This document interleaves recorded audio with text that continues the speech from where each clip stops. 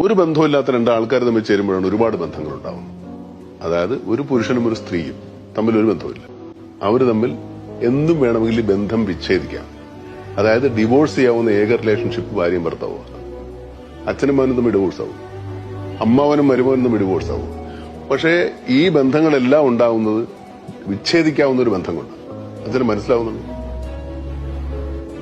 ഈ വിവാഹബന്ധം എന്ന് പറയുന്ന ഒരു ബന്ധം, ഒരു സ്ത്രീയും പുരുഷനും കൂടെ ചേർന്നാൽ അവർക്ക് ആ ബന്ധപ്പെടൽ മാത്രമേ. അതുകൊണ്ട് അതിനുശേഷമാണ് നമ്മുടെ സമൂഹത്തിൽ സൊസൈറ്റിയിൽ റിലേഷൻസ് ഉണ്ടാവുന്നത്. അമ്മ, അച്ഛൻ, അനിയൻ, ചേട്ടൻ, അമ്മാവൻ, അമ്മാവി, അങ്ങനത്തെ ബന്ധങ്ങൾ ഉണ്ടാകും. ഈ ബന്ധങ്ങളൊന്നും മാറിപ്പോവില്ല. പക്ഷെ ഈ ഭാര്യയും ഭർത്താവും തമ്മിൽ പിരിയാം അല്ലേ? അപ്പൊ ഇതല്ലേ ഏറ്റവും നല്ല ബന്ധം? ഈ ഭാര്യയും ഭർത്താവും തമ്മിലുള്ള ബന്ധത്തിനല്ലേ ഏറ്റവും കൂടുതൽ സ്ട്രെങ്ത് വേണ്ടത്. പിരിക്കാതിരിക്കാൻ പറ്റണം.